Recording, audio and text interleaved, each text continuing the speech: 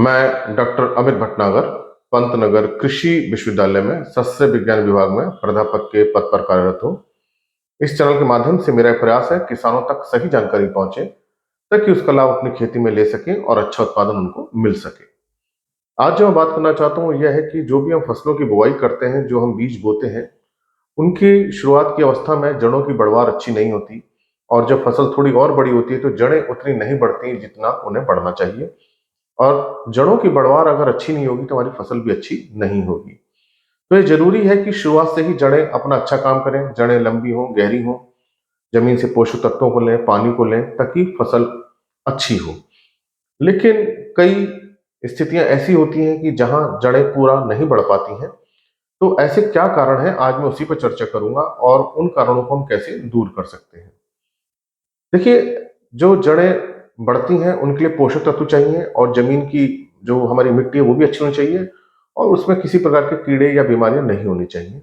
अगर ये चीजें नहीं होती हैं और सही पोषक तत्व और सही नमी मिल जाती है तो जड़ें अपना अच्छा काम करती हैं। यहाँ जो पहले हम बात करें अगर पोषक तत्वों की, तो हम जानते हैं कि 17 पोषक तत्व आवश्यक हैं और उसमें जड़ों के लिए जो सबसे अच्छा काम करता है वो है फास्फोरस। अगर हम फास्फोरस कम देते हैं, पूरी मात्रा में नहीं देते, सही तरीके से नहीं देते हैं तो जड़ें छोटी रह जाती हैं। तो जितनी भी रिकमेंडेड डोज है किसी भी फसल की वो हमें पूरी की पूरी फास्फोरस की मात्रा बुआई के समय देनी चाहिए। अगर ये मात्रा कम रहती है तो जड़ें अपना काम नहीं कर पाती। फास्फोरस जड़ों की वृद्धि के लिए बहुत जरूरी है। जड़ों के अंदर जो ताकत बनाता है, जो एनर्जी बनती है, जिसे हम एटीपी कहते हैं, एडिनोसिन ट्राइफॉस्फेट, ये फास्फोरस ही बनाता है। अगर फास्फोरस की कमी होंगे तो जड़ों के अंदर वो ताकत नहीं रहेगी और जड़ें नहीं बढ़ पाएंगी। इसलिए जो भी संस्तुत मात्रा है फास्फोरस की वो आप सारी की सारी बुआई के समय दीजिए। जब फसल बड़ी हो जाती है, 15 दिन बाद, 20 दिन बाद, 25 दिन बाद, या खड़ी फसल में आप ऊपर से जो फास्फोरस डालते हैं डीएपी से या एसएसपी से या किसी दूसरे फर्टिलाइजर से, वो फास्फोरस जड़ों तक नहीं पहुंच पाता है, तो उस फास्फोरस का लाभ नहीं मिल पाता है। तो फास्फोरस को आपको जो देना है वो पूरी मात्रा देनी है, बुआई के समय देनी है और बीज के पास में रहे, क्योंकि फास्फोरस अपनी जगह से चल नहीं पाता है, जहां पड़ा रहता है वहीं स्थिर हो जाता है। तो बीज के पास रहेगा फास्फोरस, तो जैसे ही जड़ें निकलेंगी उस फास्फोरस को ले लेंगी और अपना काम करना शुरू कर देंगी। इसलिए फास्फोरस के न्यूट्रिशन पे आप पूरा ध्यान दीजिए और बुआई के समय पूरी मात्रा दीजिए। दूसरा कारण जो देखने में आता है वो यह है कि जो भी हम खाद देते हैं, यूरिया है, एमओपी है, या कोई भी हम दूसरा फर्टिलाइजर दे रहे हैं, उसकी जो खाद है वो लीचिंग से, निच्छालन से नीचे चली जाती है, जड़ से नीचे चली जाती है, जड़ को मिल नहीं पाती। ये समस्या हल्की मिट्टियों में आती है, जिसमें रेत हम कहें या सैंड ज्यादा होती है। हल्की भूमि में ये समस्या निच्छालन की, लीचिंग की रहती है।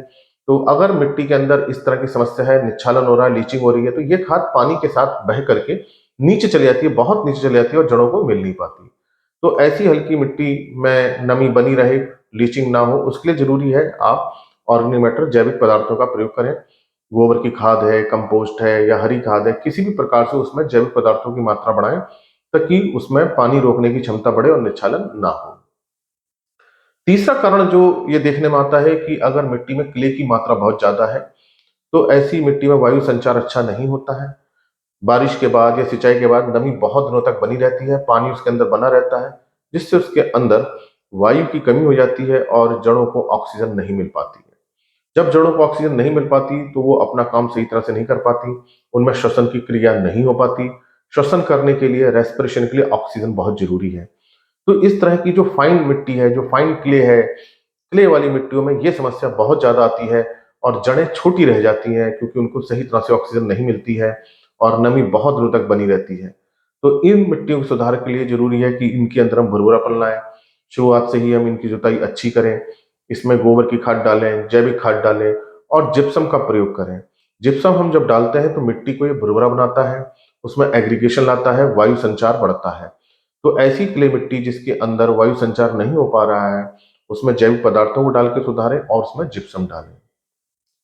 अगला कारण जो हमें नजर आता है वो यह है कि अगर मिट्टी के अंदर बहुत ज्यादा साल्ट है, उसमें लवणता ज्यादा हो रही है, तो ये जो लवण है ये जड़ों को अपना पूरा काम नहीं करने देते हैं। जड़ें इसके कारण जल सी जाती हैं और ऊपर की जो वनस्पतिक वृद्धि है, पत्तियां भी जली जली सी रहती हैं और पूरी बढ़वार नहीं हो पाती। तो ऐसी जो साल्ट है जिन मिट्टियों में, उनकी पीएच भी बहुत ज्यादा रहती है। तो ऐसी मिट्टियों की पीएच कम करें, निच्छालन करें। अगर उसके अंदर सोडियम बहुत ज्यादा हो रहा है तो सोडियम को हटाने के लिए जिप्सम डाल करके उनका निच्छालन करें। तो जो हाई पीएच मिट्टी है, जिनकी पीएच ज्यादा है, अगर 7.5 से ज्यादा पीएच हो रही है तो ये पौधों पर असर डालती है। जो अच्छी पीएच होती है वो 6.5 से 7.5 के बीच में होती है। तो ये प्रयास करें कि हमारी जो मिट्टी में लवणता है वो कम हो, पीएच जो है 7, 7.5 के पास आए। इसी तरह से जो अगला कारण वो यह है कि अगर मिट्टी अम्लीय है, उसकी पीएच 6.5 से कम हो रही है, तो मिट्टी के अंदर बहुत अम्ल पैदा होते हैं, जिसके कारण से जड़ें जलने लगती हैं और जड़ें छोटी रह जाती हैं। तो इन जो मिट्टी है जिनकी अम्लता है ज्यादा है, पीएच कम हो रही है, 6.5 से खास तौर से कम है, तो उस मिट्टियों में चूना डाल के उसका सुधार करें। चूना डालने से अम्लता कम होती है और मिट्टी की पीएच 6.5 के आसपास आ जानी चाहिए। 6.5 से 7.5 के बीच की जो पीएच है वो ठीक रहती है। तो ये मिट्टी से संबंधित कारण थे और पोषक तत्वों से संबंधित कारण। अगला जो बहुत बड़ा कारण जो आजकल नजर आ रहा है वो है खेत के अंदर निमाटोड। निमाटोड जो है जड़ों के अंदर रह करके जड़ों की वृद्धि को रोक देते हैं और ये लगभग सभी फसलों में अब देखे जा रहे हैं। तो निमाटोड का ऐसे पता नहीं चल पाता, ये आंखों से दिख नहीं पाते हैं। और जब निमाटोड का जड़ों में इन्फेक्शन हो जाता है तो जड़ें बढ़ नहीं पाती, छोटी रह जाती हैं, जिस कारण से फसल की वृद्धि बहुत प्रभावित होती है।